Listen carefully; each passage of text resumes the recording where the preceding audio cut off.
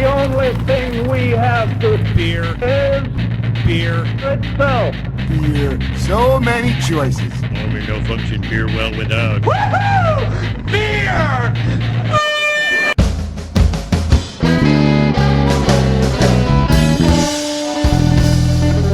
Hello and welcome to a previously mentioned episode of Beer Busters. We're going to bring you the news and reviews of some wonderful brews. My name is Dan Baker, joined as always by my co-host and brewologist, Steph Huffner, who looks confused as to what just happened, and as usual, and the demented and fermented Wayne Baker. Now, it's previously mentioned, as I previously mentioned as well, we were lucky enough to have some of the beers for where we're at now when we were at the Wine and Dinosaurs Fest in Delaware.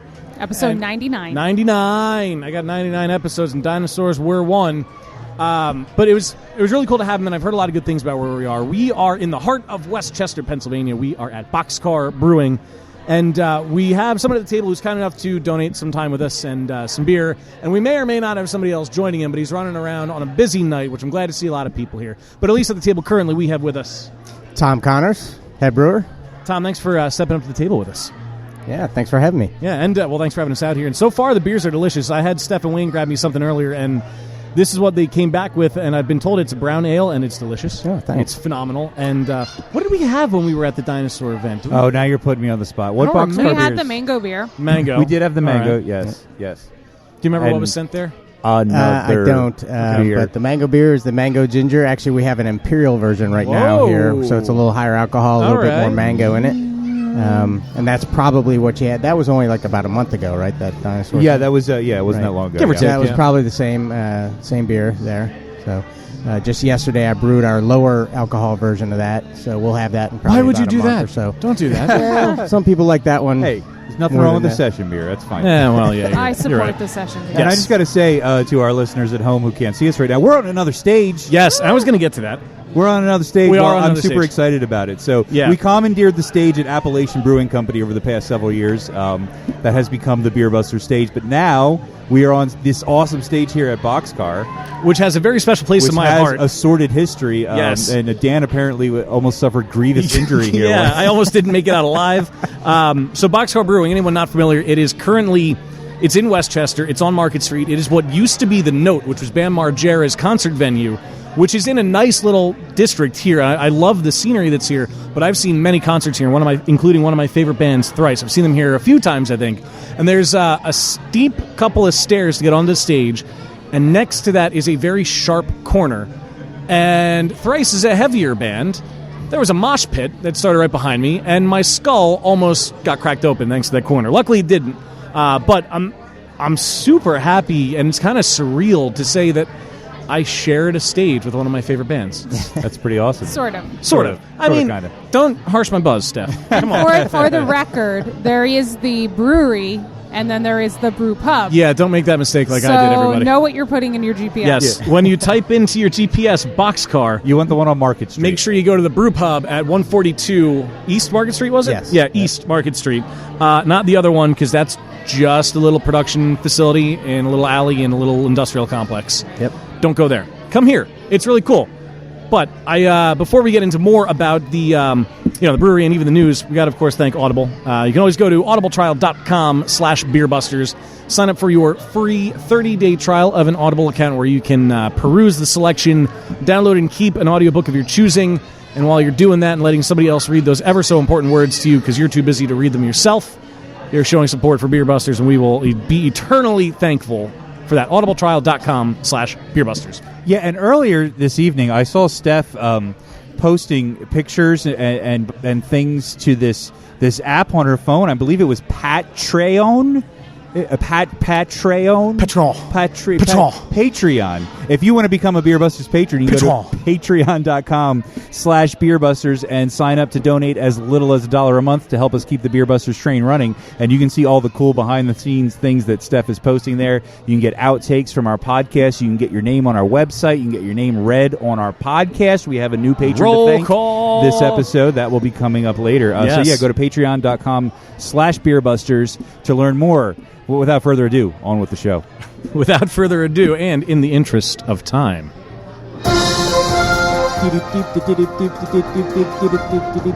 I think that's your new catchphrase.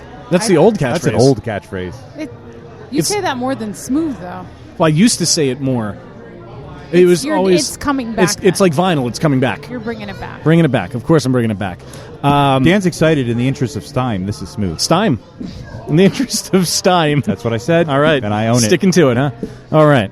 Well, I have to fight with technology to bring up the news here, but I have two stories, and they are fairly recent to have happened. That was a dumb sentence. They're fairly recent. One, I feel weird reading because there's a lot of kids here. They can't hear you. Thank God. Thank God. So we often talk about the various corners of the internet. And one of the sordid corners of the internet is probably what most people joke about the internet about. I can only be talking about porn. Of course. And the reason porn is making you had no idea what you're getting into, Tom. Yeah, porn. This podcast is awesome. All right. Beer and porn, best things ever. I hope the kids didn't hear that. Don't look at porn, kids. Wait till you're 18. So the reason this is popular, important, there's the reason porn is popular. I don't think it needs to be said, Dan. I think it's pretty self-explanatory. Well, the reason it's relevant to us as a beer podcast. Oh, okay, yes. There we go. There's different websites, of course, you can go to, and if you type, there's Rule 42. Everything has a porn version, but there's a few. Rule 34. There's a few sites a la YouTube of dirty videos. One of the world's largest porn websites, X-Hamster, now has something to offer their fans besides the porn. X-Hamster beer. Oh, really? Yes. According to Beer Street Journal, at first we thought it was a joke. I would have as well. Upon investigating the beer, not the porn, the Cyprus-based site has gotten into commercial brewing. The beer is a nearly 9% alcohol by volume Belgian-style triple. Of course it is. Even before your mind wanders, no, there aren't any weird additions to the beer like lube, they say. And it wasn't, of course, aged on sex toys. Thank you for the editorial, Beer Street Aged Journal. on sex toys? Well, yeast. Do they do pairings? Well, they do. It is a triple. The headline of this article is Porn site X-Hamster launches their own beer. How to pair it is up to you. So X-Hamster beer is brewed with 2 hop varieties and 5 different malts plus organic honey. It's brewed for the fans of a special kind of, quote, nature documentary, and it's touted as the world's first porn beer. There's 5 different malt varieties, 2 hop varieties, organic honey, as we already said, and the finest spices and yeast flow into the beer. It's very full-bodied, slightly sweet, and yet spicy. This beer will fill your mouth and guarantee your satisfaction. Wow. That is the quote from the company. Right now, the beer is only available in Europe, but there are plans to bring it to the States. Perhaps it is the perfect gift for that special porn and beer lover in your life. So, Wayne, if it happens to get here before Christmas, you know what you're getting, right? Yes, that's fine with me. Cool. What is it called? It is just X-Hamster beer. It's just X-Hamster. And who's brewing it?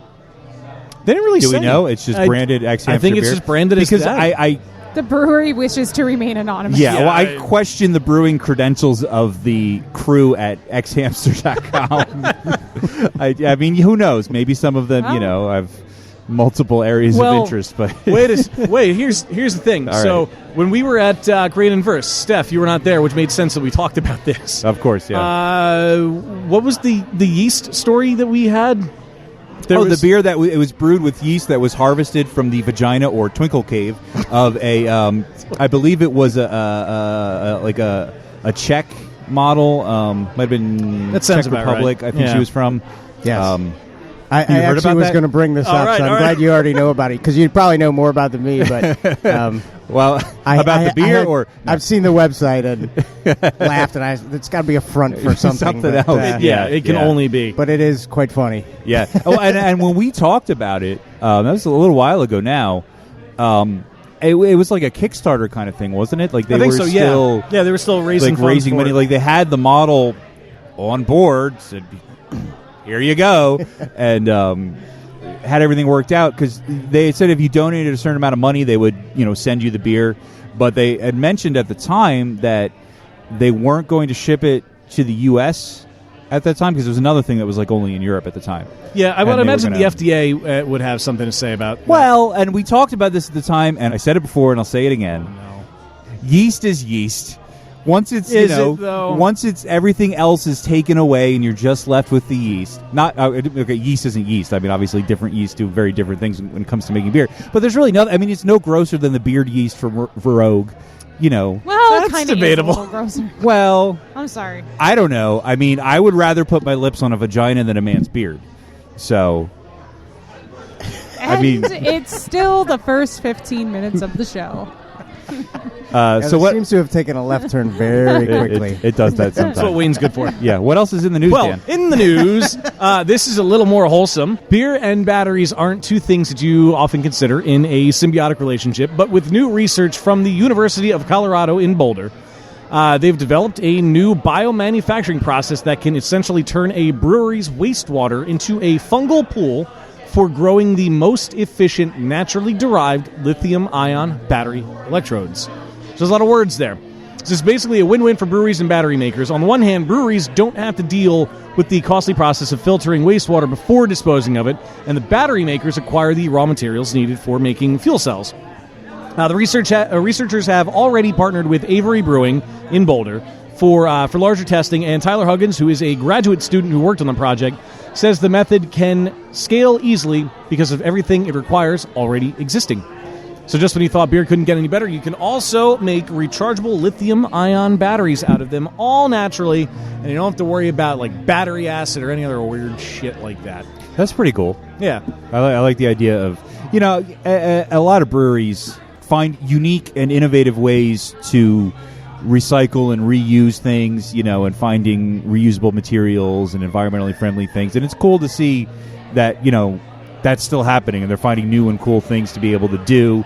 Anything from turning your spent grains into dog treats or using them on pretzels, all the way up to making freaking batteries. I mean, that's pretty awesome. Yeah. Yay, science. Yay, science indeed. So some of you, I'm sure, much rather fans of that kind of science than, vaginal yeast and all.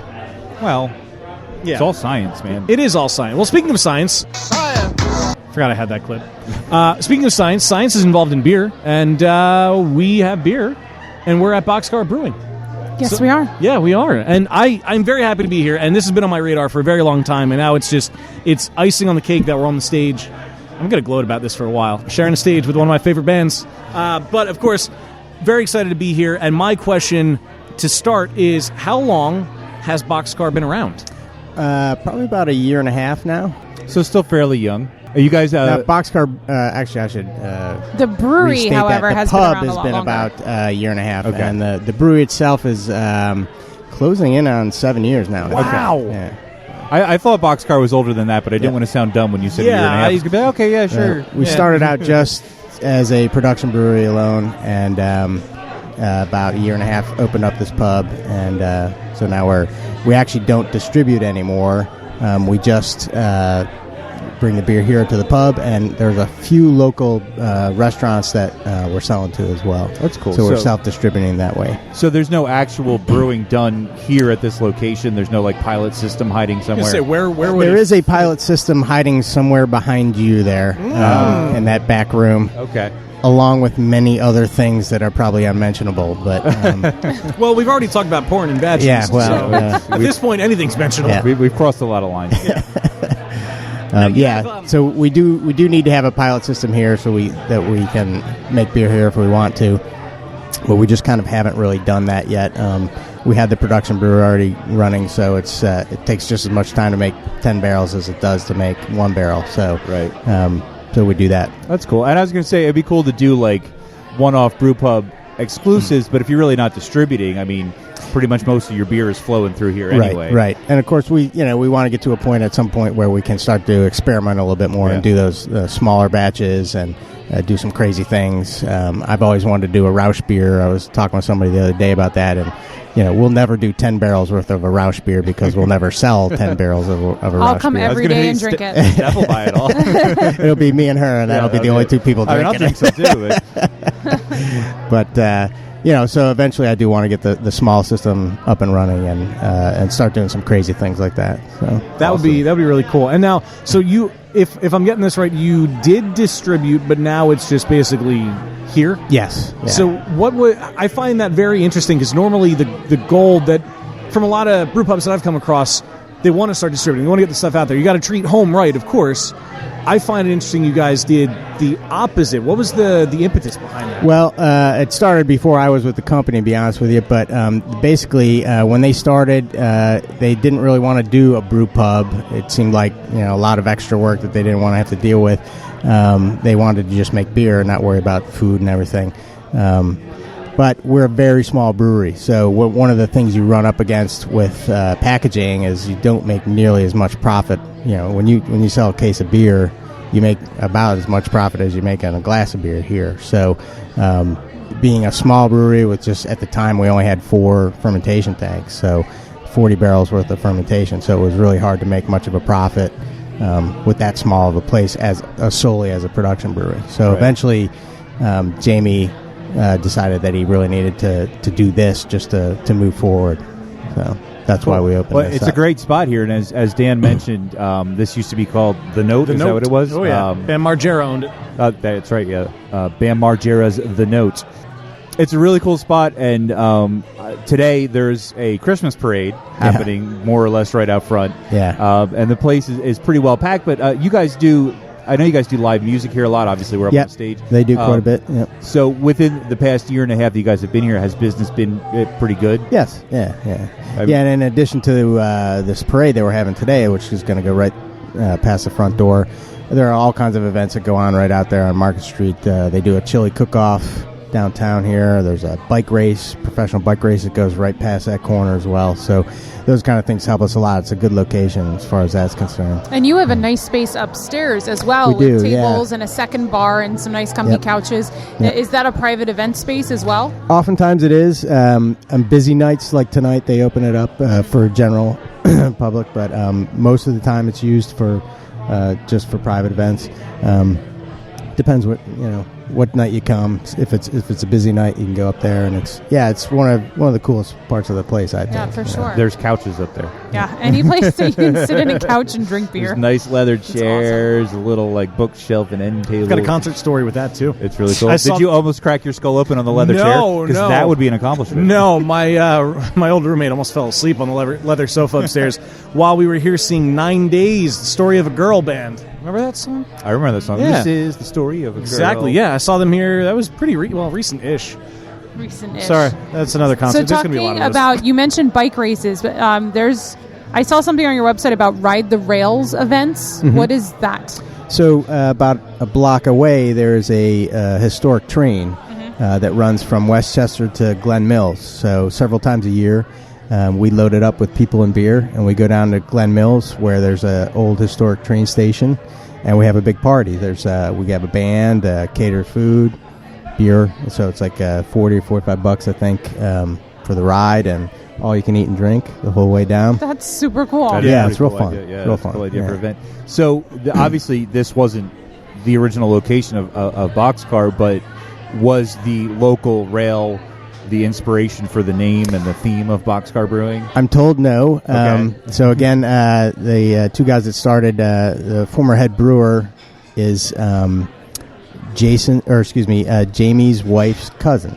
Okay. So they kind of had a lot of family in common when they started this, and apparently a lot of that family worked on the rails, and so that's why they came up with the Boxcar. It was actually just kind of serendipitous that they found right in our backyard, here's a train that they'll let us use and get drunk on, and that's crazy right there. That's pretty awesome. They even took a Boxcar on there and painted our logo like 6 feet high on the thing. That's so awesome. Yeah, That's which really is cool. really awesome. That's pretty cool. How far is the production brewery from the pub where we're at now? It's about a mile and a half or so. Yeah. And there's some very unique brewing equipment there. There correct? certainly is. Oh, good. This feels like good stories. Please share. Yeah, well, again, so they kind of started with just a lot of investment from family and friends. I think this is long before Kickstarter. I don't know how long that's been around. But anyway, so they had to be pretty inventive with the equipment they bought. And, for example, our mash tun is a former dairy chiller. Our brew kettle came from a barbecue sauce factory. Nice. Our mill has an auger that actually elevates the grain before it drops through the mill, and that came from a bakery. We have a filter that was used at a water treatment plant.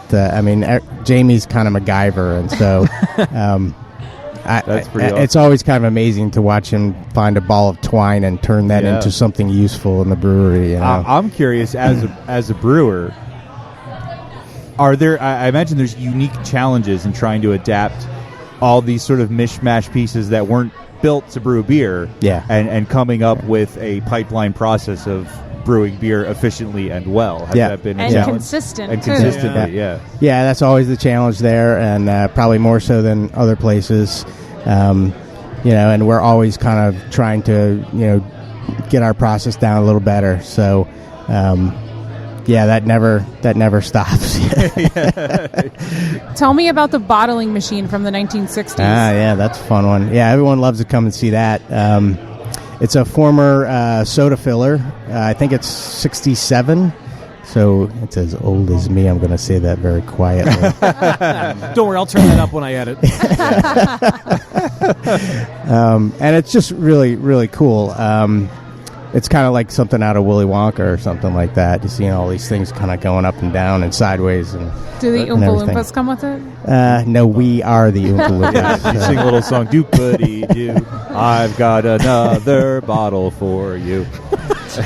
So I'm curious, and I don't know if you're an expert on bottling machines, but has the technology of a bottling machine changed a whole lot since the 60s, or is it still basically the same process? I think it's basically the same idea, but you're still obviously there are a lot more bells and whistles on newer stuff, and that's part of the problem with it. We actually don't use it anymore because it has leather gaskets in the filler heads, which would be replaceable, but it would cost quite a bit of money to do, and leather doesn't stand up too well to cleaning solutions. Yeah, so I would imagine. Does that makes mean the it beer's difficult not to clean. vegan then? Not if it's it wouldn't be. Probably isn't. It wouldn't be. Not in the strictest sense, I guess. Yeah, that's pretty cool. And when you were using it, is there a limitation to, could you fill bomber bottles on a system like that? We could, yeah. I don't think, at least not while I've been here, we never did. Jamie told me that it is adjustable and you could do that. You sort of do whatever. Yeah. We actually did some bombers a few years back of our Belgian triple, and we did that by hand, and that was interesting. Sounds like fun. Well, you used to do community bottling days, we did. That's right? kind of how I got I remember involved. the people reaching out to local friends and homebrew clubs, come out, we're bottling today, free beer, help out. Yeah, in fact, when they first started, it was before we had the bottling machine too. So we did pretty much what homebrewers do. We would, excuse me, when the beer was finished, we would move it into another tank and add sugar to it, which will create carbonation once it's in the bottle. So it's bottle conditioned basically. And we had an assembly line of people in the brew house, and we had an old dairy bottle filler, and we'd have somebody doing that. And the next person would be capping, and the next person would be putting a label on, and so on and so on. So you needed about 12 or 15 people really and spending 6-8 hours doing this. So. It sounds like a lot of fun, though. I'm sure it was a lot of work, but still a lot of fun. Yeah, absolutely. Speaking of a lot of work and a lot of fun, the man has been working hard all evening and has finally been able to sit down and enjoy a beer and join us at the table. Seems like it's well-deserved, too. But, of course, now joining us, we mentioned we might get a couple minutes with you earlier. So, Jamie, thanks for coming up to the table. Sorry for stealing you from anything. No, I am glad to be here. No, thank you. I'm glad to be here and to take a minute away from the madness. I can imagine. It seems like a madhouse in here, which is good. I mean, people equals good, I would imagine, right? Absolutely, yeah. We're just a little short-staffed. A couple people, had a tough time getting in with the traffic. It's a crazy day today in Westchester. Yeah, this has got to be one hell of a parade. It's unbelievable. Yeah. I think it was voted one of the top 10 Christmas things to do in Pennselsvania or something. Oh, wow. Didn't we really? read that when we were researching what roads were closed? Absolutely, yeah. In the world, not in the world. Not top 10 in the world. We're going to be optimistic. Well, who's going to fact-check it? Someone right now is fact-checking the best parade in the history of humankind.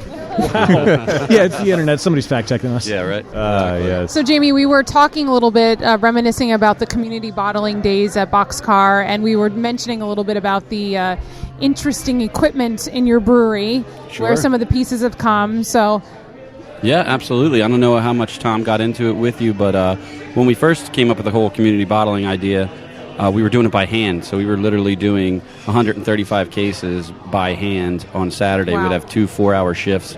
People would come in. We give them pizza. They get to take home some 6-packs. Oh, you didn't say there was pizza too. Oh yeah, That sweetens the pot. Yeah. Very much. I think that was the only reason. Definitely some brings the people people came. out. That's Yeah, always. And then after that, we were doing that for a while, and then we basically got our hands on the bottling machine. I don't know if Tom got into that with you guys, but it was vintage Yeah. bottling. Yeah. That's pretty cool. He was talking about the leather gaskets and the. Oh yeah. Where I don't know if you mentioned, where did the bottling line actually come from? I know we said it was from the 60s, but I don't think we mentioned where it came from. Yeah, it was actually built in 1963 in Philadelphia. It's older than you.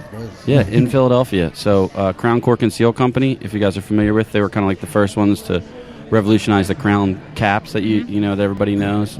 So they were a big company out of Philadelphia. Then they sold to Baltimore. I actually picked the machine up in Pittsburgh. So I went out there to a company that was doing juices and iced teas, and they had all kinds of equipment, and found this one and had it shipped back, and we spent a couple weeks revamping it. We were sitting there with a shop vac for what seemed like 2 weeks straight, just kept pulling broken glass out of like the nooks and crannies of this thing. You know what I mean? Because it probably 50 never been years of broken glass. Oh, you'd be amazed. You're pulling stuff out, and you're like, "What the heck is this?" But yeah, it was pretty neat. It was used to the last thing that it was doing was 16-ounce returnable sodas. So like lemon lime, grape, orange sodas, like a little mom and pop shop. I think it was called Sam's Sodas or something like that. Oh wow. Yeah. So That's when we cool. got the machine, it actually still had a couple bottles in it, like stuck in the rotary part of it, like they shut it off mid-run. You know what I mean? And just we'll just go. You know what I mean? So we had to like break the bottles out. We'll get those tomorrow. Yeah, Fast no forward worries. 50 years. That's so Exactly. Yeah. That's pretty awesome. Did you keep the bottles?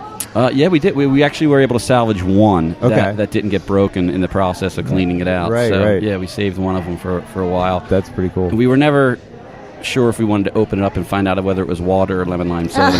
You know what I mean? We just kind of like let it fly. It's like forever a mystery, Yes, nice. So.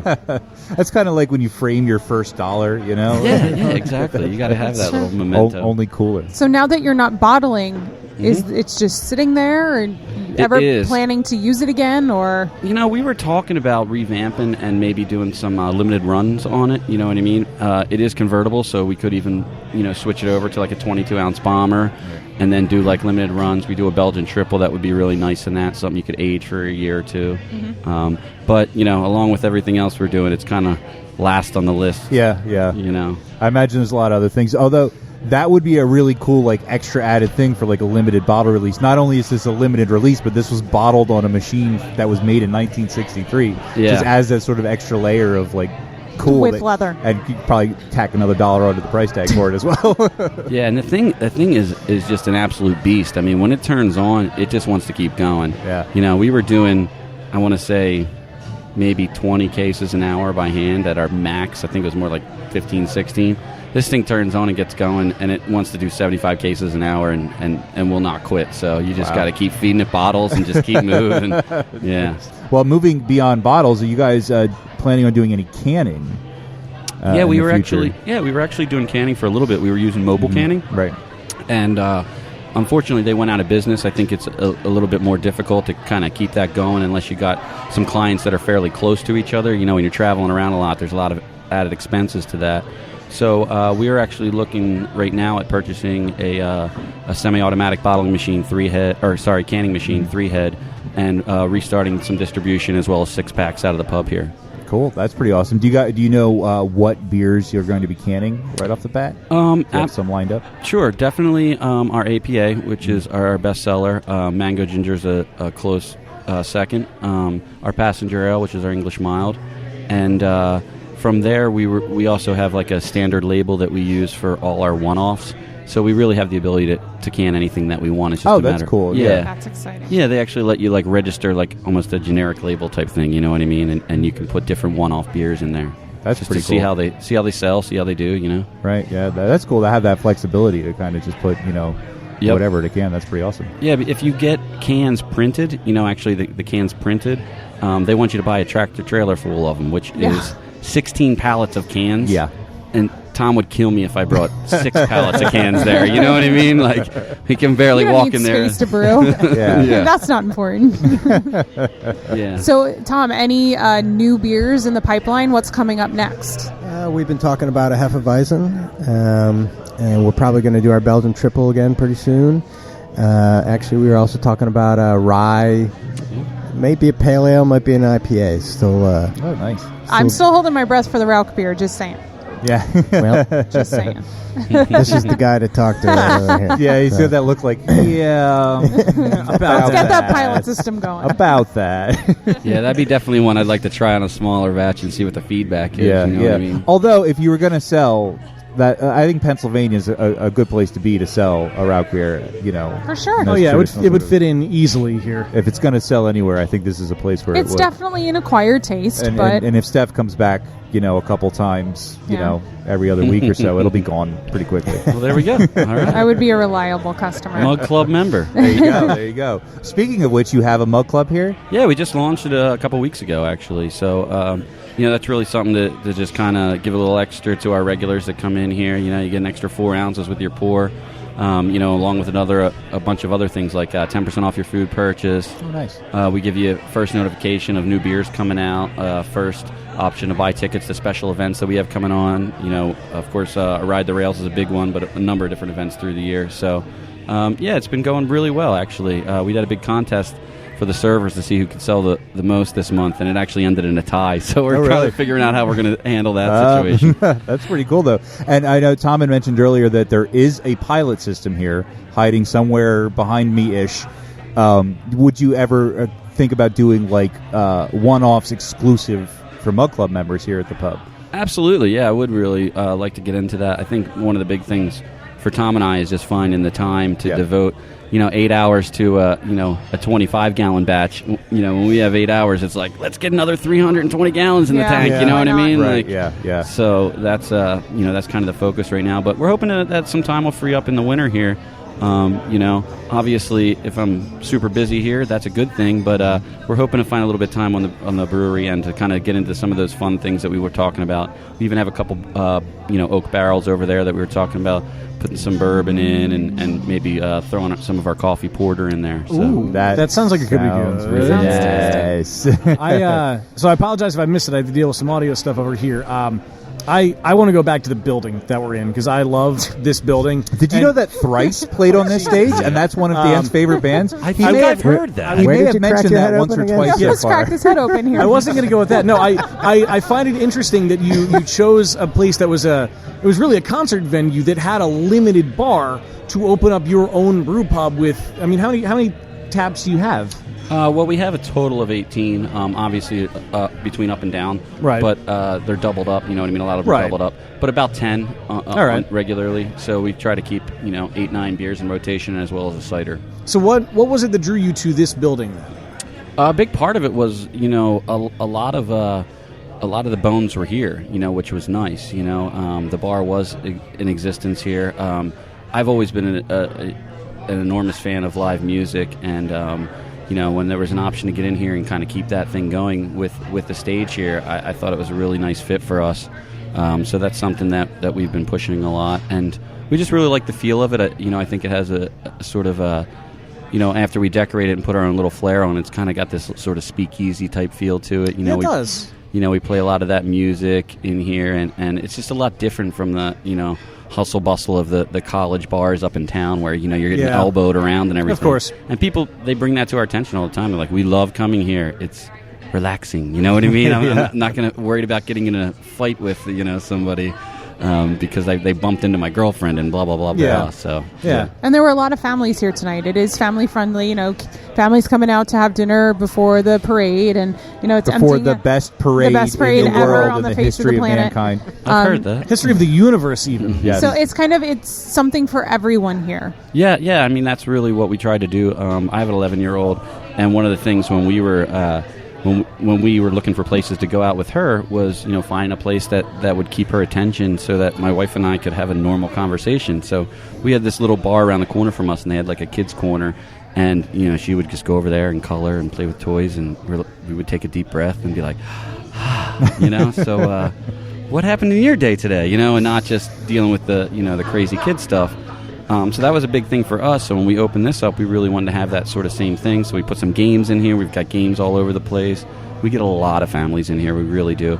Of course, is about that Centipede I see over there? It is, That's pretty awesome. Nice. You got a Centipede cat. Quite and a Miss awesome. Pac-Man. And a Miss. Oh, on the other side there, and a crane machine. Pinball machine. And then pinball, and the giant prize cube. Yeah, the prize thing. cube gets more action than anything. I can believe it imagine. or not. I imagine Well, what so. kind of goodies do you have in there? I can't see it. Well, it's mostly filled with Christmas bears right now, but and makes sense. some Frosties. But yeah, it's mostly the adults that play it more than the You kids. should do like a late night, like after 10 or whatever. Are we going back to sex toys right now? No, you're not going back to sex toys. You missed that conversation. It was an interesting start to the podcast, Jamie.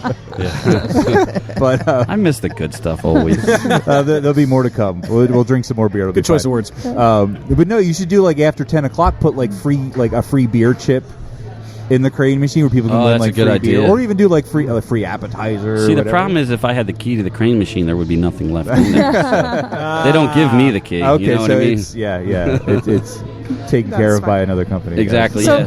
while the glass is empty, I know we want more beer, but can you talk about, I was gonna is ask- it hoboglyphs? This is It the is, question it we've is. been waiting for, and I'm glad that you finally got up here to talk about this because Sure. yes, we're all dying to know. Yeah, so hoboglyphs, the whole, basically concept of that is it's really, Americana. It's really something that was, super important for migrant workers, during the time when they were traveling from what were called boomtown to boomtown. And, as these towns popped up along the way, as we continue to expand, these migrant workers would hop on the rails and they'd follow them along, and they basically, had a split second to decide whether it was a good stop to get off at or not.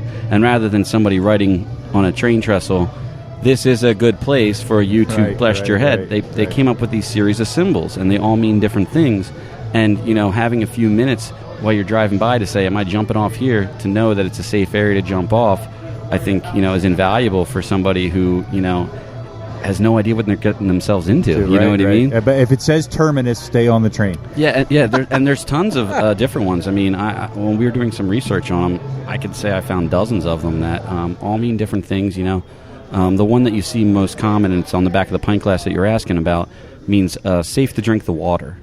Oh, wow. Oh, that's an I saw the important one. sign behind the bar that said safe to drink the water. I Yep. thought you were just saying that your water was safe to drink, which I thought was Yeah. kind of an odd thing to advertise, but sure. Yeah, well, you never can be too careful. You know Yeah, what I I mean? guess.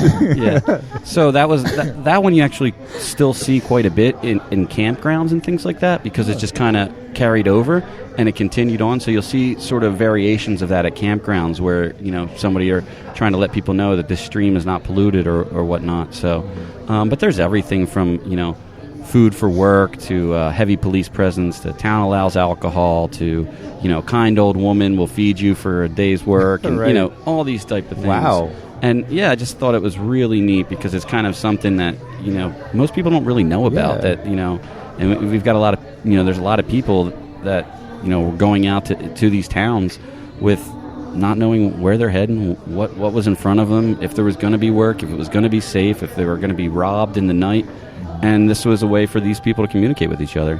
That's pretty awesome. I mean, it's sort of like a semi-forgotten secret language. Yeah, absolutely. it's, Yep. That's really awesome. They referenced it on The Simpsons too. Now that I remember it. Oh, did they? There was an Simpsons episode where did they it. were stowing away in a boxcar with a hobo, and they had the hoboglyphs on the side of the train. I think I'm remembering this right. And the one was that they have a mass grave of hobos in their basement, so you know to avoid that house. Yeah, of course. You probably would want to. Yeah, Yes, yeah. yes.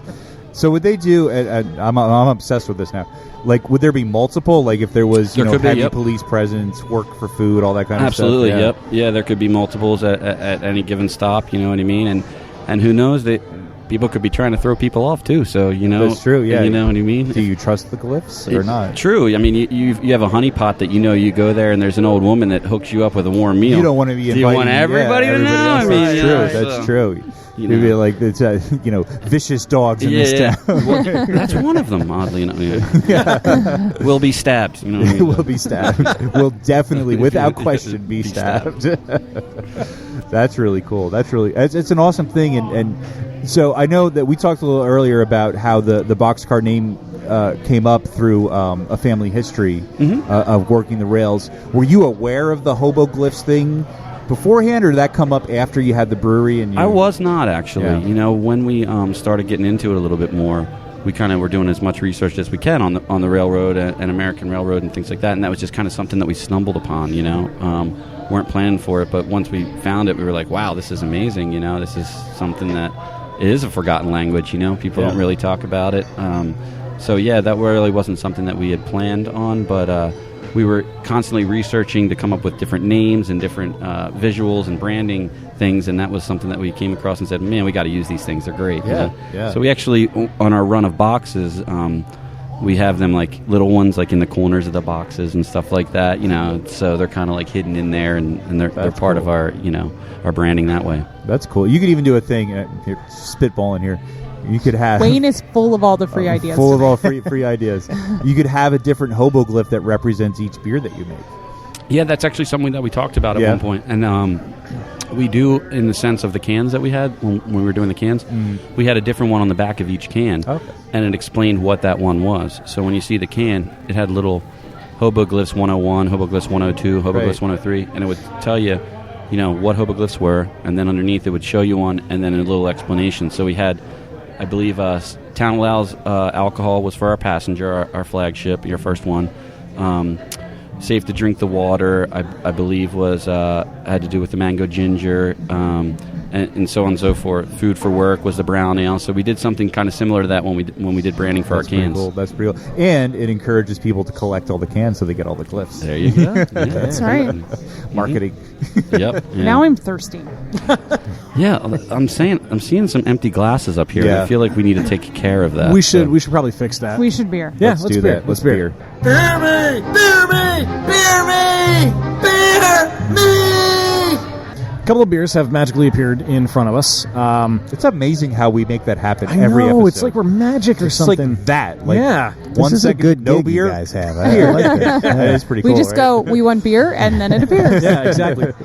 So there's three of them that we're doing for this tasting segment, and if I believe right, we're starting off with the Passenger, right? Yes. What is the Passenger? It's an English mild, so it's a pretty light flavored beer. It's pretty malt forward. A little bit of hop bitterness in there. And then this is your flagship beer, correct? Yeah, it was the first one that we came up with. We actually did a version of this that was unfiltered that we called our original ale. And then once we went to a filtered version, we rebranded and came up with Passenger as the name. And this is a metal whitting beer as well. It is, yeah. Actually, yeah, I know, right? we were like, I guess 6 weeks into selling beer or something, and out of we just said, why not? We threw it out there and sent it down to the U.S. Open Beer Championship. It was held in Atlanta at the time, and it was funny because we didn't really get any notifications that we won anything. We basically just got a medal mailed to us, right? So we get this. That's hilarious. We had no idea. So we get this medal, and I pull it out of the envelope, and I'm like, we got a participation ribbon. Look at us. You know what I mean? I was like so proud of us. And then when I go on their website later that day, I'm looking through, and I'm like, where's us? Where's us? And you keep scrolling, and then, oh my God, we got the gold. What the heck? So we were pretty happy about that, obviously.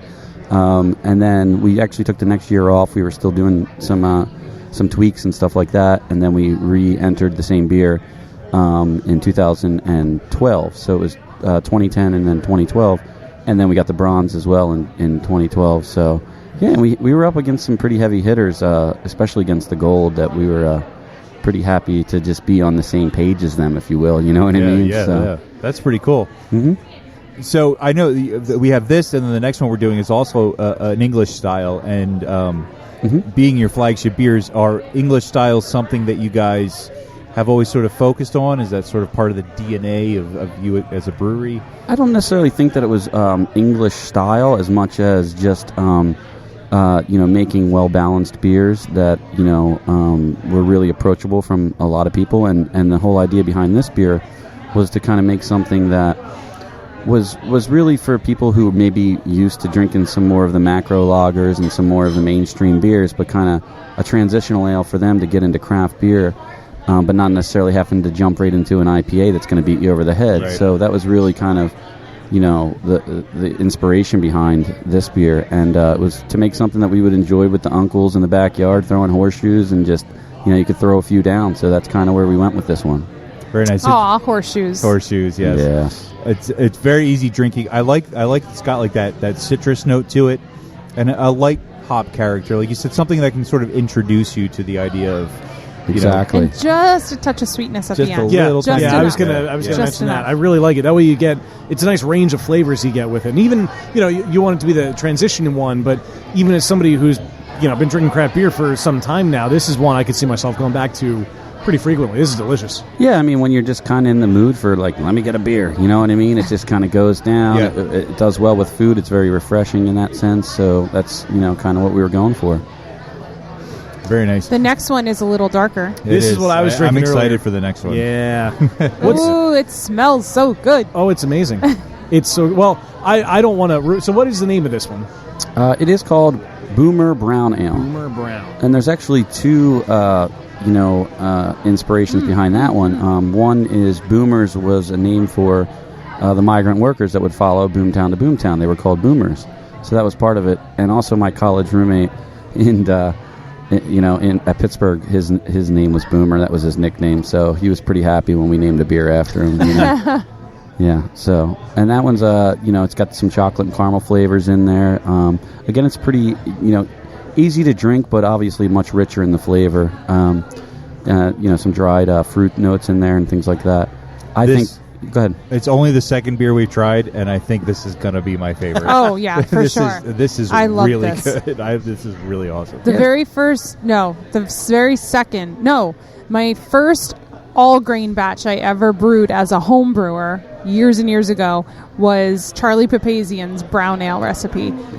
And I loved it. I love that style because, especially at that time, not many craft breweries were making them because it was all about, you're drinking craft beer, then you're drinking an IPA.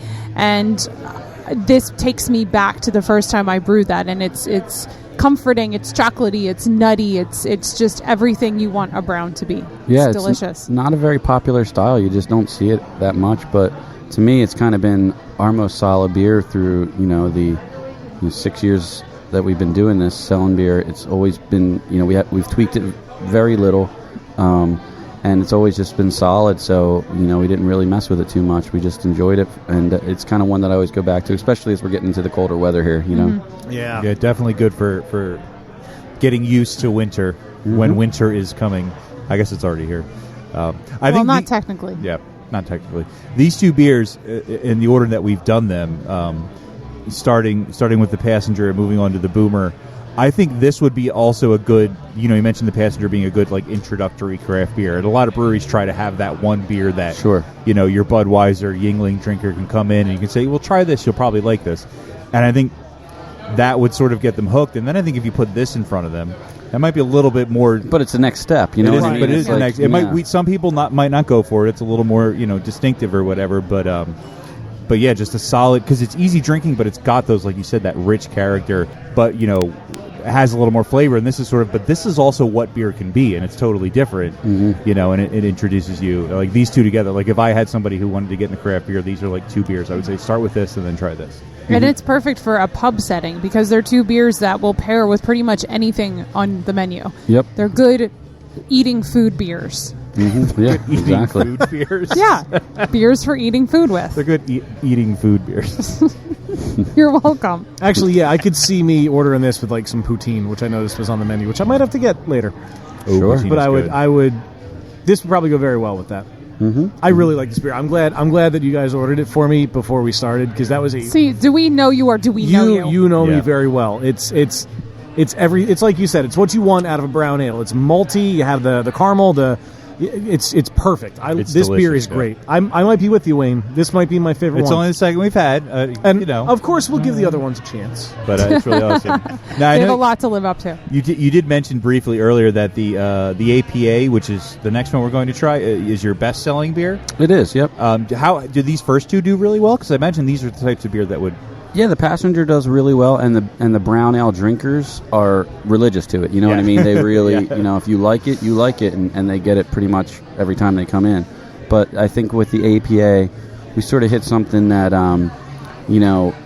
It's not too hoppy, you know what I mean? It's still got a balance to it, but it's got a decent amount of hop flavor, just not too much biteness in the back end. So I think people are really responding to that. And it's also a 6.5% pale ale, so it's very smooth for that. And it just has been our best seller since we introduced it. Mm-hmm. I just got the 1492. I read what hop is in it. Yes. Columbus? Yes. Because I was going to ask, I thought it was interesting that it was named 1492 after, Columbus sailing the ocean blue, but you had... Thank you, elementary school. No. Well, it even says it in the notes, but I thought it was interesting to have that next to Passenger and Boomer, which are boxcar and railroad references themselves, but it's the hops. So there were no trains in 1492. Yeah, exactly. Modes of transportation. Segue, moving on to the APA. So it's a single hopped with Columbus and the best-selling beer at Boxcar. Which so far, if I'm reading it right, is the highest ABV that we're having so far. So 6.5 for this. Correct, yes. All right. No. Well, in this segment, there's more alcohol to come. Yeah, I said so far. Oh. I missed that phrase. Yeah, and I think it just has a nice balance to it. You get a nice hop flavor, but not necessarily the bite on the back end, so it's just very smooth. Seems to be the one that I always go back to. I think Tom would agree with me. Yeah, it's always good. And I think one thing that I think now is one of the best compliments that you can give a pale ale is that it's a pale ale, not a light IPA. Right. Yeah, Like sure. There's a difference there. Sure. Yeah. Yep. And this definitely fits that category. Mm-hmm. Yeah, it was. With that one, the method used there was hop bursting. I'm sure you guys are familiar with kind of shoving a whole bunch in there towards the end of the boil. 20 minutes out and further closer to knockout time, and just putting a bunch of hops in there, and just kind of getting that flavor out, but not necessarily getting the bitterness. And that's what I honestly don't like about IPAs or APAs that try to be the light IPA. It's too much, but this, you get some of that hop bitterness and then it's gone. Yeah, which I really, really appreciate. Because I'm real tired of You get a nice, well-rounded, balanced beer. Of course, yeah. That's single hopped. Right.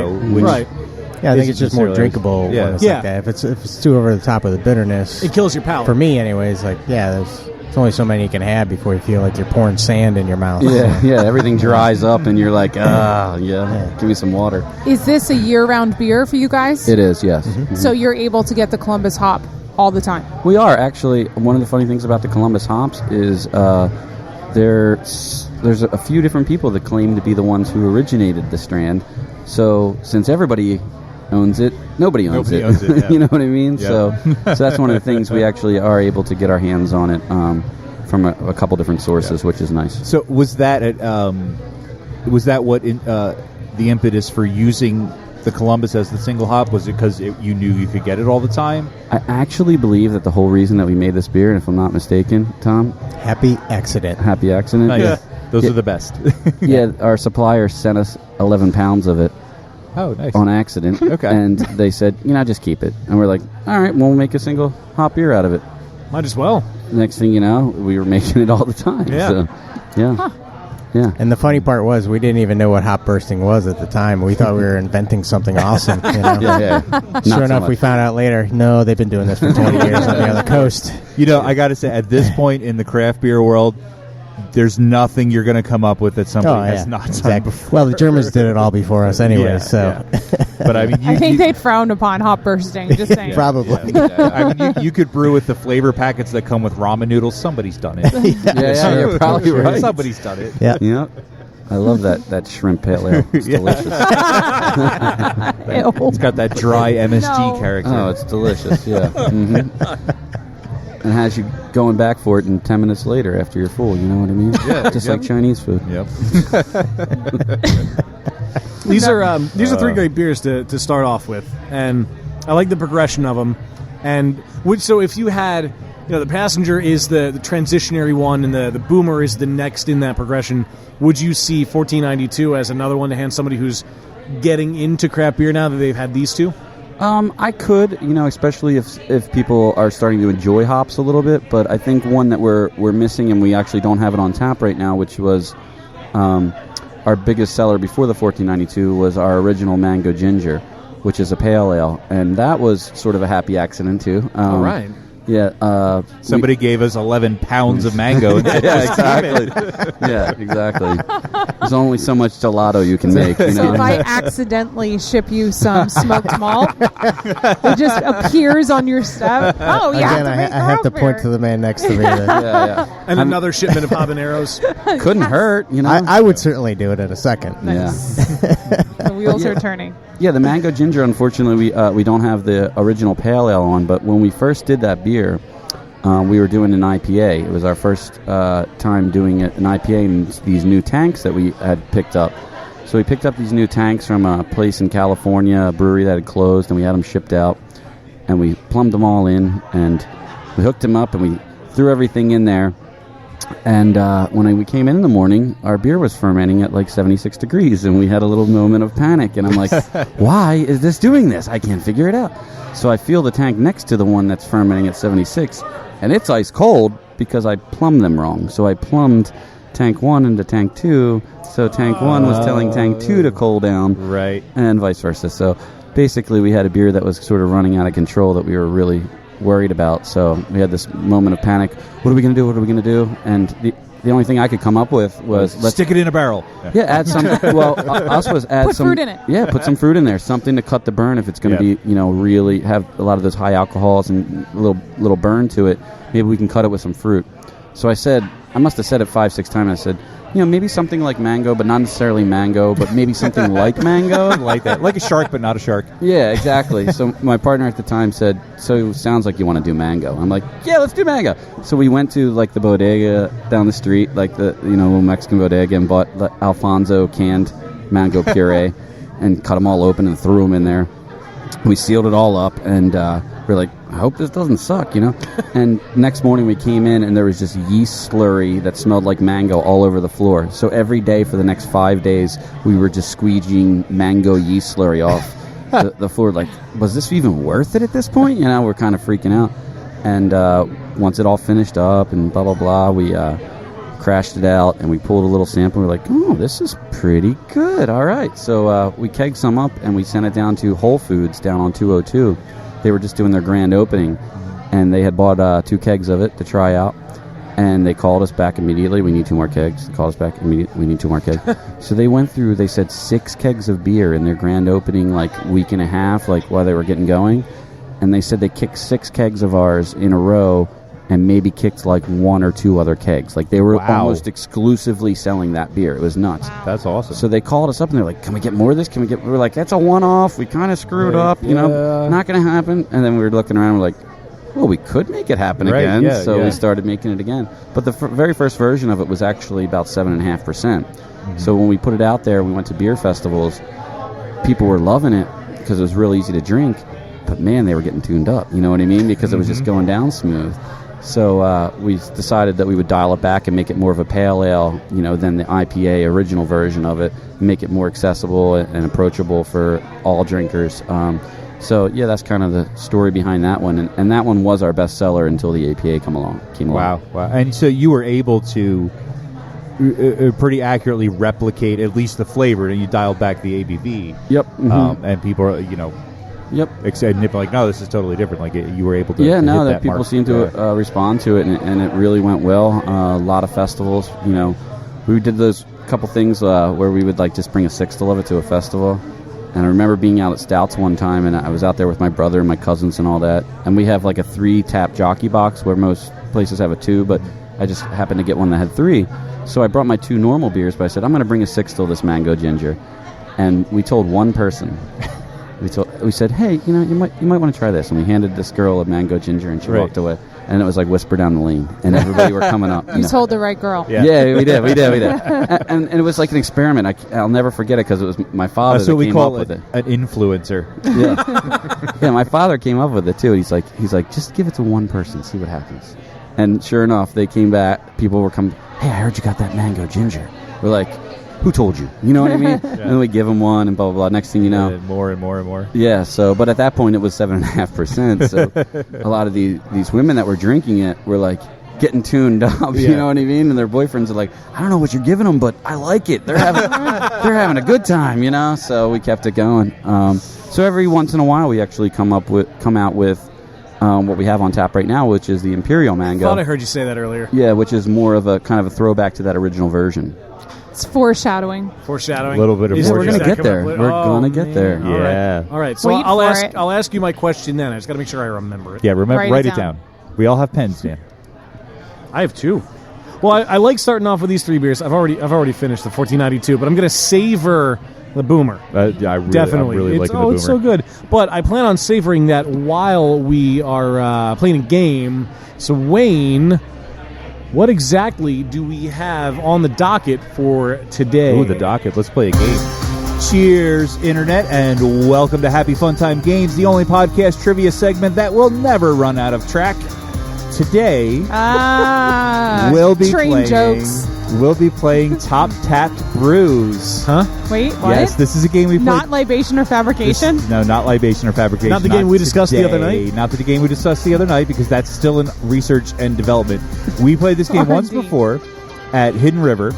This is a game in That which... was a fun night. Farts on the beach. Yes, that night, the Farts on the Beach night, in which you will have to guess the top-rated beer on Untappd in a given style as of yesterday, out of a multiple-choice option. Oh, three. okay. So you don't just have to know. I'll give you 3 options. One of them was C. the top-rated beer. Is it C? It may It's be. always C. If you're unsure, always pick C.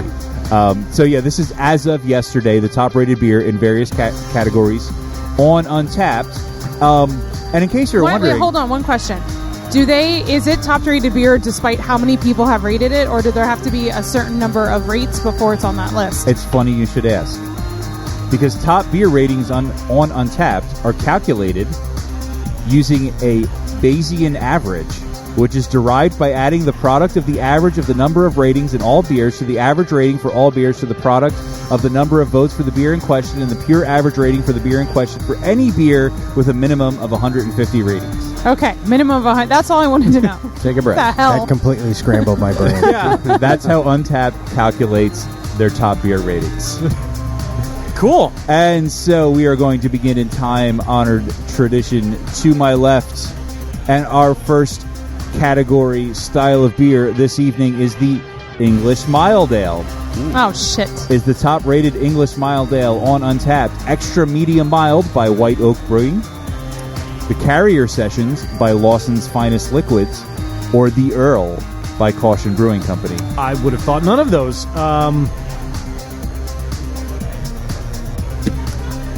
A, B, or C? C. You got a 33% chance. C. All right, Dan says C. Jamie, what do you think? Got White Oak Brewing, Extra Medium Mild. We've got Lawson's Finest Liquids, very well-known brewery, The Carrier Sessions by them, and The Earl by Caution Brewing Company. I feel like I was going to go with C, but let's go with B. All right, going with B. It's a good strategy. I just want to mix it up. It's a good strategy not agreeing with me. Usually, yeah. Going with The Carrier Sessions. And Tom, what do you think? Lawson's sounds right to me. Going with the Lawsons, also Yeah, B. I'm going to go with Lawson's, too. And finally, Steph saying Lawson's as It well. was A. Dan was the only one who was wrong because it knew it. was, in fact, The Carrier Told you. Sessions by Lawson's Finest Liquids. It was made in collaboration with Carrier Roasting Company. The Carrier Sessions is a dark mild inspired by old world pub beers and infused with cold brewed coffee. It appears hefty yet plays light on the palate. Some people on Untappd had some things to say about this beer, as people on Untappd Oh, I love when you read Untappd comments. often do. John H. was not impressed. He called it cold coffee water. Nice. Darcy said it was too ashtray tasting. Q, Patty, and Selma. Darcy's a chain smoker. Yeah, Put that out there. Darcy's pretty sassy. But Dave C. said it was so smooth, malty, roasty, so balanced. Dave C. was a fan. Moving on to our next style of the game, and Jamie's going to guess first on this one, and this is the English Brown Ale. And your options for this one are Oatmeal Raisin Cookie Brown Ale by Cigar City Brewing, Puff Puff Shiv by Prison City Pub and Brewery. I love that one. And Country Western Volume 3 by Country Boy Brewing. Oh, wow. Let's go with Cigar City because they bought a tank off of us one time. And, All right. Yeah. All right, fair And they enough. literally drove up From Florida?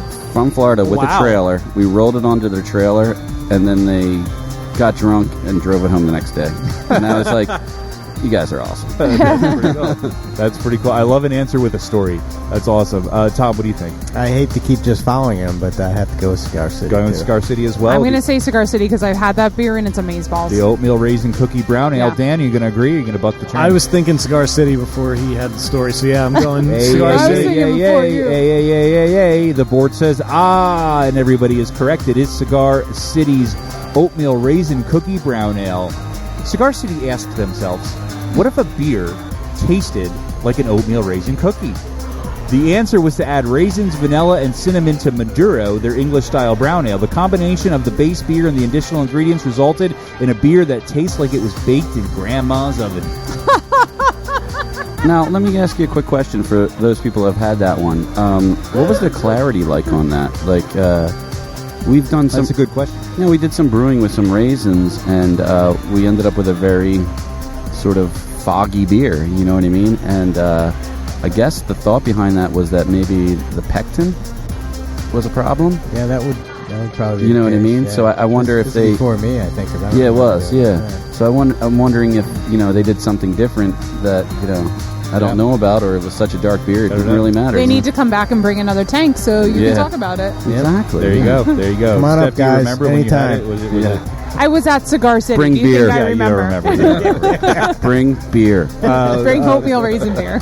Some of the eloquent comments on this beer. Comments. Amanda said, literally an oatmeal raisin cookie, except not because it was a beer.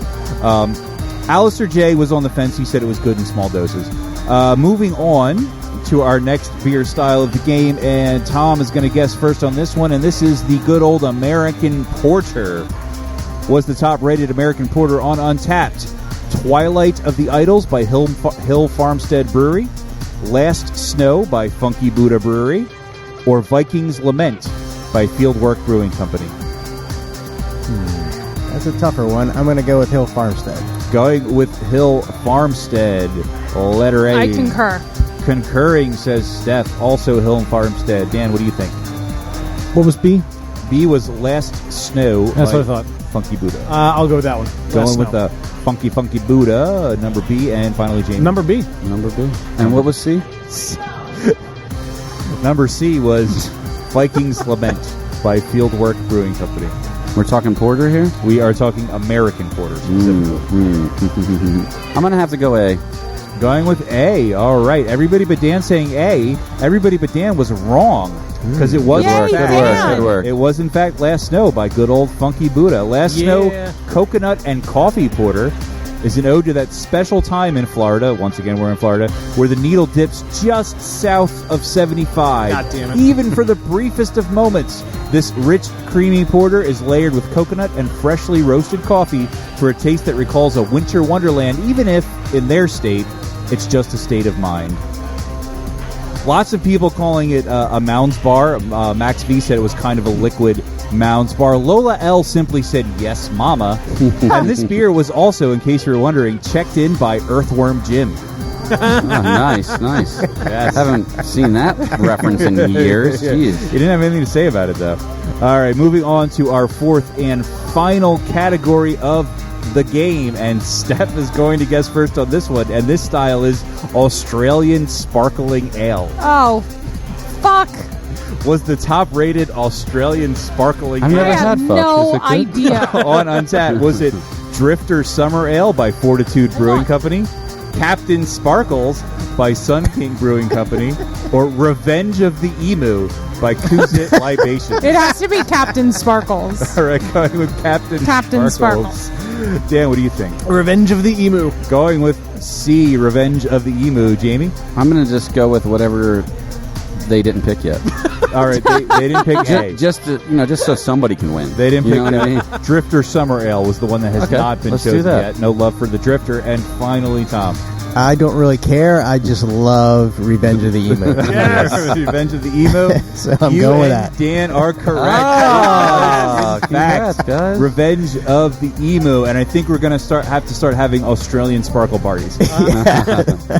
Revenge heard about of the those. Emu, an all-Australian single-hop sparkling ale dedicated to the Great Emu War of 1932. Who knew? All right, so this is a serious beer, ladies and gentlemen. Crispin O called it simply clean. Peggy N said it has this weird woody aftertaste. Lair said not bad, and it has emu in the name. Did anybody say it was too emu-y? Nobody said it was too emu-y. At least not that I saw, but I only went so far back. I like mine on the ostrich side. If you're going to go large, birds and beer. You know what I mean? Emu, not enough ostrich. Yeah. And I think, so today, adding up the scores, see who our big winners are. We have what I'm going to call an Australian Sparkle Party, where we have a two-way tie for first place between Dan and Tom with 3 points apiece. Congratulations, guys. And we also have a two-way tie for second place with 2 points apiece. Jamie and Steph. So don't patronize us. Henceforward, from this moment on, I shall decree that an Australian Sparkle Party is when we have a two-way tie for both first and second place. Good. Okay. All right. That's how that's going to work. My God, look at all the glitter raining from the ceiling.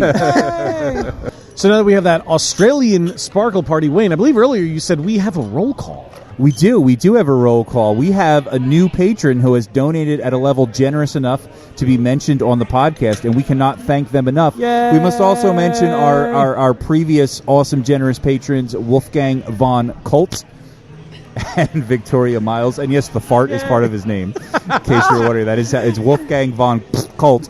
I was wondering where that came from. And Victoria, it came from a weird air bubble in my mouth. It was just microphone static. No, that was weird. I don't know what that came out of my mouth. But thanks for those two. They have been generous supporters of the show at a what I will say a very generous level on Patreon. So they get their name on the podcast. But we have a new patron who has also been super generous, and that is Oakbrook Brewing Company, our own hometown brewery, and owner Kyle Neuheimer. And they recently signed up to be a patron and to help us keep going. And we love the place. We were there on Thanksgiving. They were kind enough to be open to let people come in, have a few beers on Thanksgiving. And it was awesome. And we just can't thank them enough. It's an amazing brewery. And it kind of almost is enough to make me miss living in Reading, but not quite. Just a little bit. If you want to donate to the show, you can go to patreon.com/beerbusters. You can donate as little as $1 a month. And you get free, cool, behind-the-scene perks. They're not free because you have to donate money to us. Well, thank you to our friends at Oakbrook.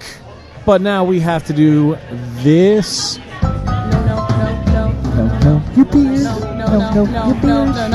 Know your beers. Steph, what do we have? So, since I just did this last night, we're going to talk about a style of beer. Because that's my go-to libation representation for Know Your Beers. So, did you know, first of all, that I've never talked about the American Pale Ale? Whoa. Which is crazy. So, Style 18B in the 2015 BJCP guidelines is, of course, the American Pale Ale, which is a pale, refreshing, and hoppy ale with sufficient supporting malt to make the beer balanced and drinkable. This average-strength, hop-forward, pale American craft beer is generally balanced and more accessible than most modern American IPAs. The American Pale Ale is, of course, a modern American craft beer era adaptation of the English Pale Ale. Prior to the explosion in popularity of IPAs, the style was traditionally the most well-known and popular of American craft beers. APAs are typically lighter in color, cleaner in fermentation byproducts, and have less caramel flavors than their English counterparts. APAs have less bitterness in the balance and alcohol strength, which is usually between 4.5 and 6.2% ABV, than an American IPA. More balanced and drinkable and less intensely hop-focused and bitter than session-strength American IPAs or session IPAs. The aroma is moderate to strong hop aroma from American or New World hop varieties with a wide range of possible characteristics, including the typical citrus, floral, pine, resinous, spicy, tropical fruit, stone fruit, berry, or melon. And you can expect low to moderate maltiness supporting the hop presentation, which might show some small amounts of specialty malt character, like bready, toasty, biscuit, or caramelly notes. The appearance is pale golden to light amber, with a moderately large white or off-white head with good retention. Generally, these beers are quite clear, although dry-hopped version, of course, will be slightly hazy. The flavor of an APA is moderate to high hop flavor, typically showing those American or New World hop characters, and low to moderate clean, grainy malt character supporting those hops, and again might show some small amounts of those specialty malt characters. There's moderate to high hop bitterness with a medium to dry finish, and hop flavors and bitterness sometimes linger into the finish, but the aftertaste is clean and not harsh. Dry hopping may add some grassy notes. The mouthfeel is medium light to medium body. Moderate to high carbonation, often smooth finish without astringency and harshness. Some commercial examples are Ballast Point's Grunion Pale Ale, Firestone Walker's Pale 31, one of my favorites, Great Lakes Burning River, Sierra Nevada Pale Ale, Stone Pale Ale, and of course, Troke's Pale Ale. Yeah. Now you know. Now you know. And let's not forget the 1492 Columbus sailed the Ocean Blue. Open? APA. American Pale Ale. From Boxcar Brewing. Well, now that Steph has educated us a little bit. Beer me! Beer me! Beer me! Beer me! Round 2, fight.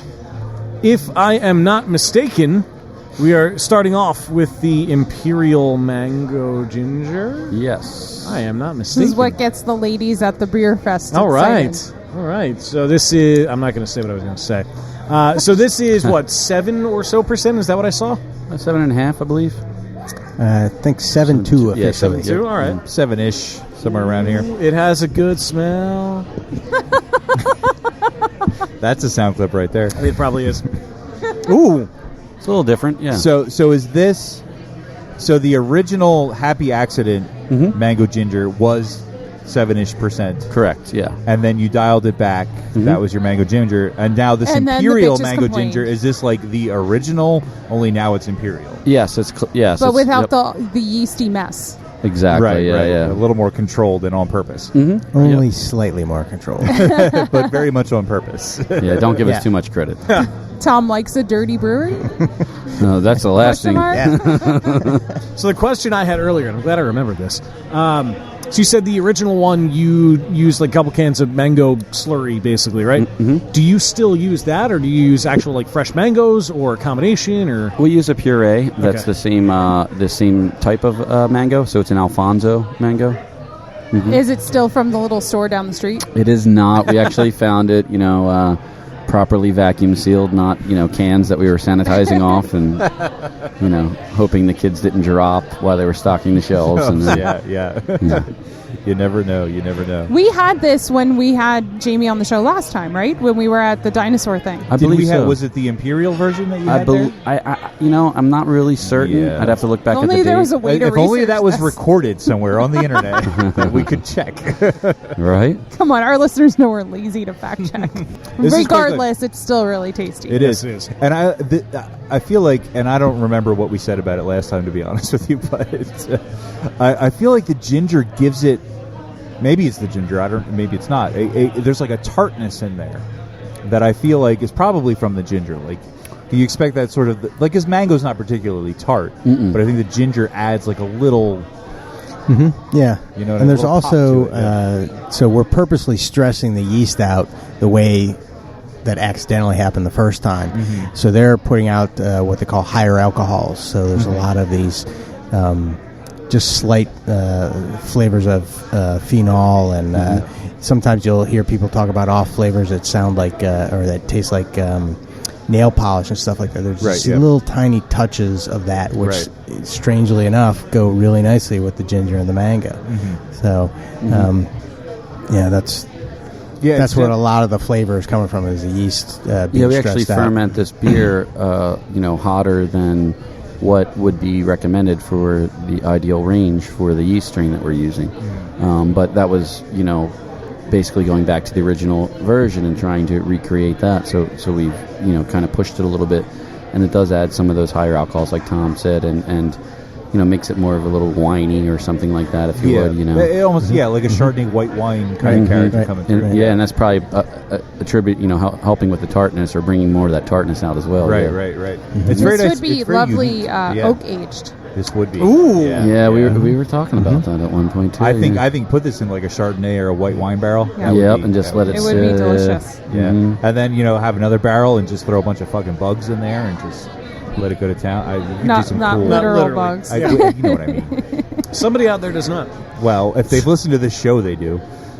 Yeah, we stay away from bugs at the brewery. That's one thing.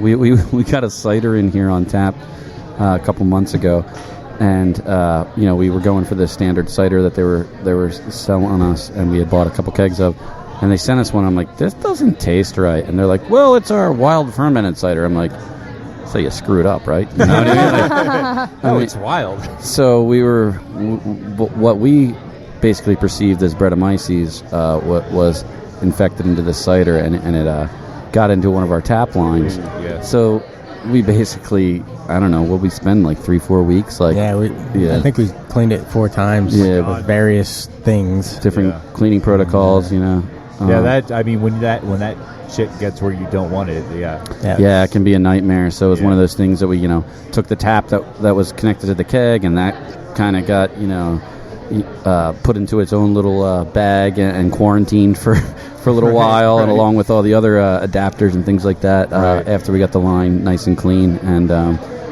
so we just have a bag in the brewery that says Brettanomyces ? Maybe Question mark? along those lines. Yeah. But if you had the separation and the ability to do so, would you guys be into doing some sour stuff? Yeah, we actually talked about with the barrels that we have. One we were talking about using with bourbon or something like that, and the other one we're talking about doing some sort of a sour. So we'll probably infect that with something, and we've talked about doing things like an IPA or something like the mango, and maybe put some fruit in there, and then some sort of wild yeast in there, and see what happens. Yeah.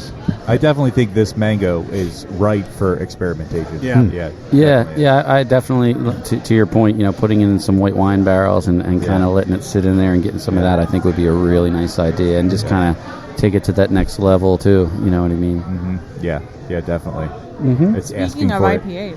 It. Speaking of IPAs, I'm guessing IPA is next. This is the Doodlebug IPA. Now, interesting point. We mentioned a few times earlier that your American Pale is in fact your bestseller. Surprising that you have something that's actually an IPA that is not your bestseller.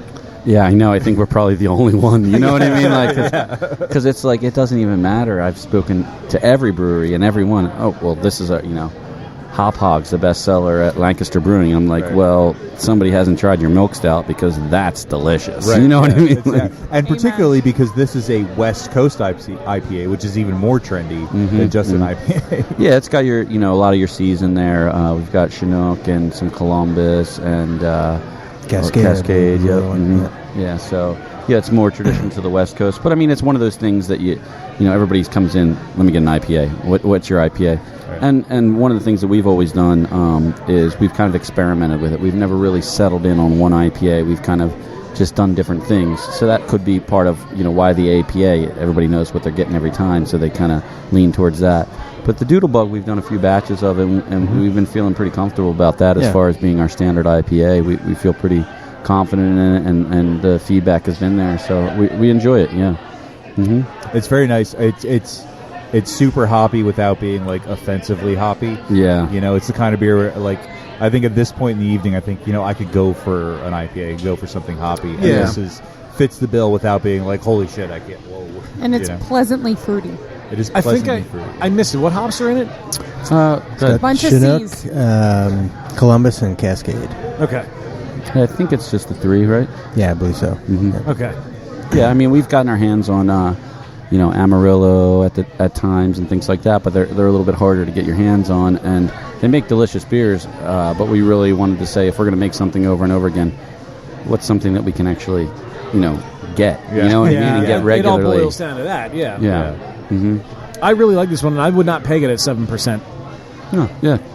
Yeah, I think that's one thing that we've always been about is balance and really trying to create beers that, they're not going to just basically tell you what they are. Right. Oh, some beers you taste, you're like, yep, this is 9%, and I'm going to feel it tomorrow. Although I will say that it is, and particularly for a West Coast style, it's a bit maltier, and I think that kind of gives away, okay, there's some booze in there, Yeah, you're right. You're right. I didn't think of that. It's subtle, though. It is subtle, but it's there. At the back of that malt backbone, which it's mostly pills in the base, and then we have a little bit of caramel malt in there just to give it a little bit. You know what I mean? Mm-hmm. Yep. Mm-hmm. Yeah, it's very nice. But a lot of this one is later edition hops as well. A lot more of the hop bursting. Just a little baseline with the. Early on with the bitterness, and then a majority of it going into the 20-minute flame out and dry hopping. Right.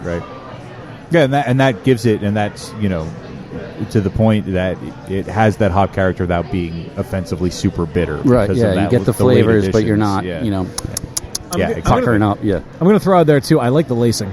I thank you. really Yeah. like the lacing of it. Ooh, thank you. That We don't makes, often that talk makes me about- as a we- beer geek feel really Yeah, good. we don't, and I never used to appreciate it, but looking at what's left Well- of the Imperial Mango Ginger and what's here, the lacing is yeah.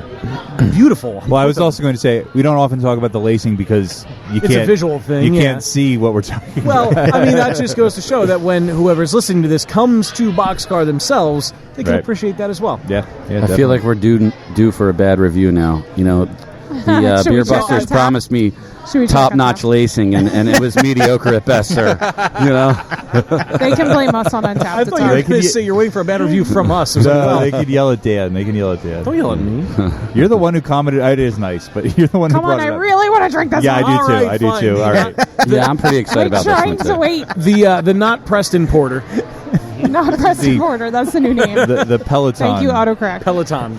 Before we move on Damn you. to the porter, start speaking of drinking it. names, Spit it speaking out, of spit it names, out. I need to know where Doodlebug came from.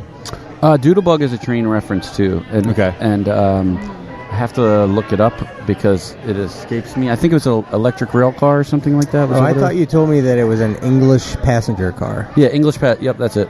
Electric passenger car. okay. English electric passenger car. So I guess similar to a trolley or something like that. Right. And that was a name for it. So call it a Doodlebug. yeah, and a lot of our IPAs that we've done have had those names. We had like a Gandhi Dancer is one who was like a train switchman. You know, the guy that would Right, switch yeah, the yeah. tracks and Dolly Flopper. Dolly Flopper. Dolly yeah, Flopper. is another Wow, one. That yeah. sounds dirty.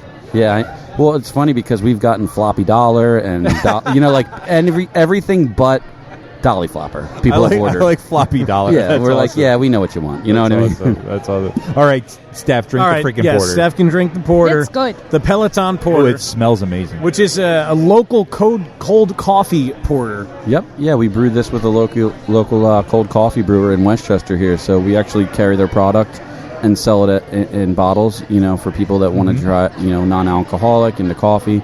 So we did that with them, and they basically gave us some of their concentrate, and we brewed it in with the beer. And this one served on nitro. Yes. So it's got that nice creaminess to it. Yes, it does.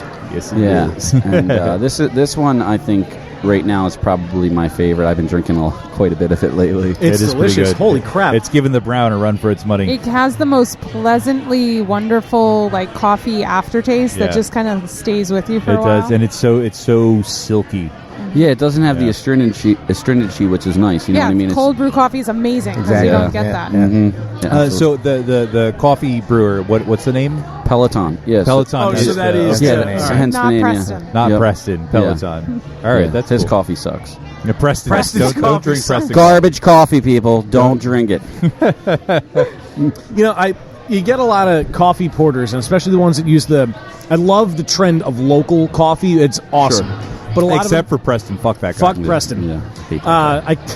I know a Preston, and he taught me a lot about what I Yeah. know about Well, you radio used to and work broadcast. for a Exactly. Preston, yeah. So I can't And say a Steve and a Steve on yes. a WMMR. Oh, well, I love those guys. Oh, They're yeah. fantastic. That Preston yeah. is cool, but he doesn't have his own coffee, so fuck the Preston that has coffee. Yeah, Right. Mr. Elliott, we apologize Yes. for anything that we have said that may have offended you during this evening. okay. It's okay. Your He's not counterpart, Preston, is an asshole, though. Yeah, Yes. he's Maybe we should be bitching about autocorrect. Well, yeah.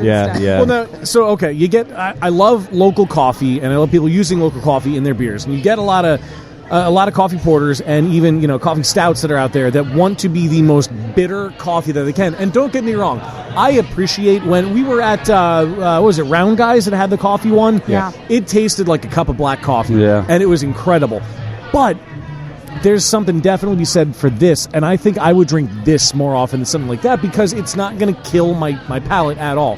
No. It's coffee, it's creamy, it's everything I think I would want out of a coffee porter. This Yeah. is phenomenal. Yeah, I was very happy with it, and to Tom, you know what I mean, who's the man behind the curtain, if you will, who puts these things together. I think it came out really nice working with the coffee, with the local guys, and coming up with something that I've been drinking every day. So Yeah.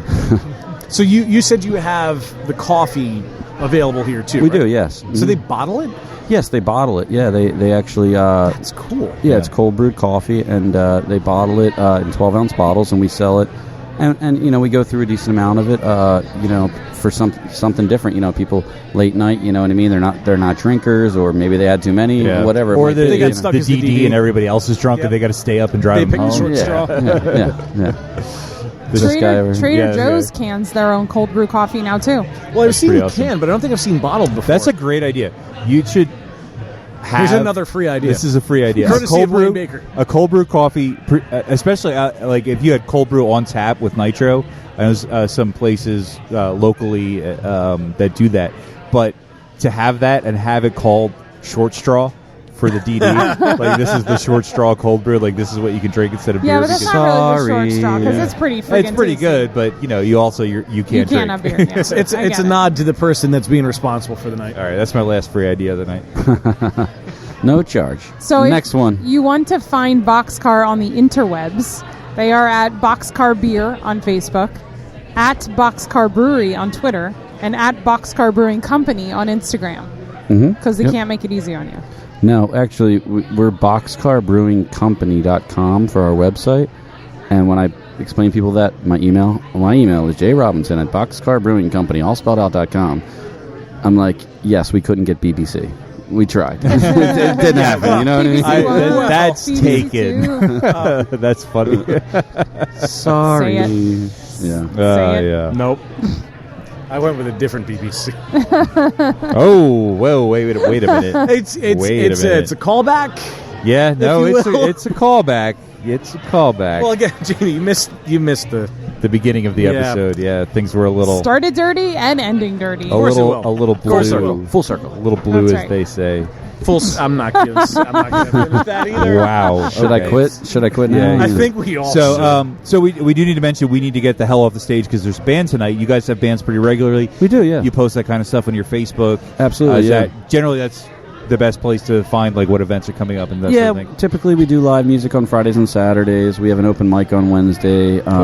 We do our train ride a couple times a year, which is a big one. And then other than that, we've got a comedy night. Oh, that's cool. Coming up, and Nice. we do that every couple months. So a little bit of everything, you know what I mean? We try to space it out and kind of give different different people a chance. We've got a private party coming in here, and they booked their own improv group to do. That's thing pretty on the stage. awesome. Yeah, I thought it was great.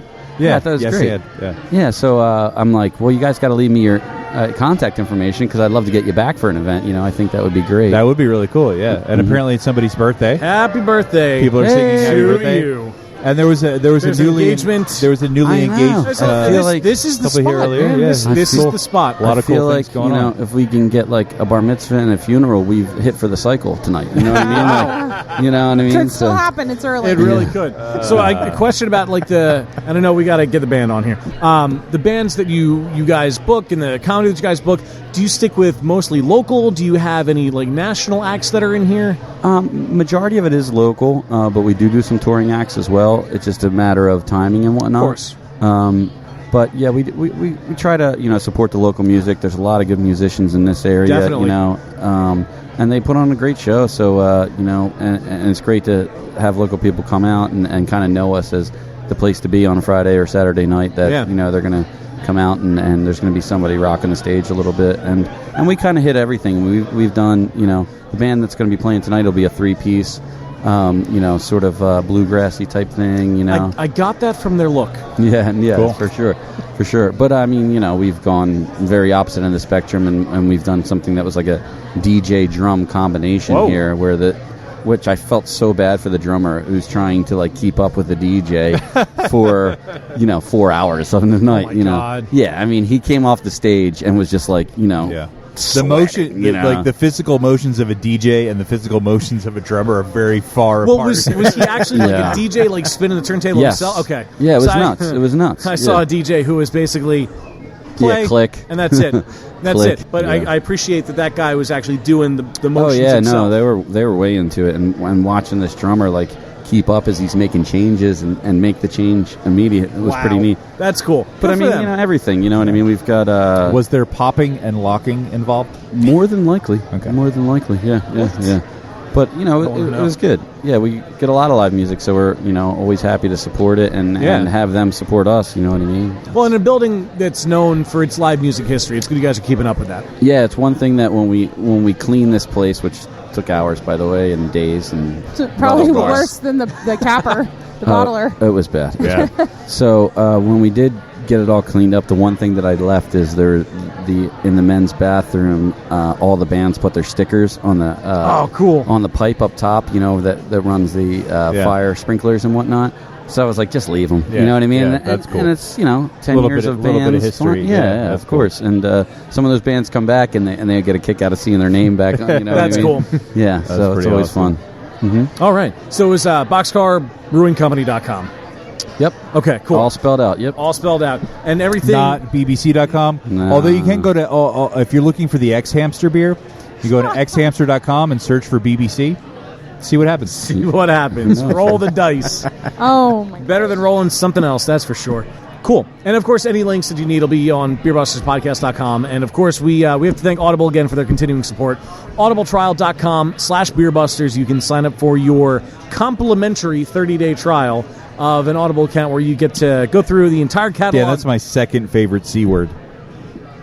What's the first? I don't think he wants to tell you. No. Cat. Cats are cool. Cats are cool. You get to peruse the library, download, listen to, and keep your own audio book. It's yours forever. It's in your cloud. That stuff is there. It's going to haunt you for the rest of your days. You'll have it until they pry it from your cold You'll dead have hands. it. You'll have it until the cloud goes away, and it's Trump's America, so it's going to happen. Digital information, and not a but physical thing. it will always be there, and you get to listen to it. If you keep your Audible account, you get to listen to all sorts of books that are there. Lots of cool stuff. Science of Star Trek, Sam Calgione's book, a whole bunch more that are on there. Patreon.com/beerbusters. And then you can go to patreon.com/beerbusters. patreon.com/beerbusters. Yep. Not only that, you get cool rewards and such, including the roll call, but that... And rate and subscribe on iTunes. Yes, do that. The more reviews that we get on iTunes, especially the good ones, the higher we're going to be in the podcast We only pages. have good ones. Of course, because we're awesome. No shit. All right, let's end this. But guys, thank you for having us out here. This is incredible. Thank you so much. Yeah, we really appreciate it, and it was a blast. And continued success to you guys. I really likewise, enjoy same to it. you. Yeah, I mean, you thank guys you. have a great Thank you spot, very great beer, and from what we did have some of the pizza earlier. It was good. It was amazing.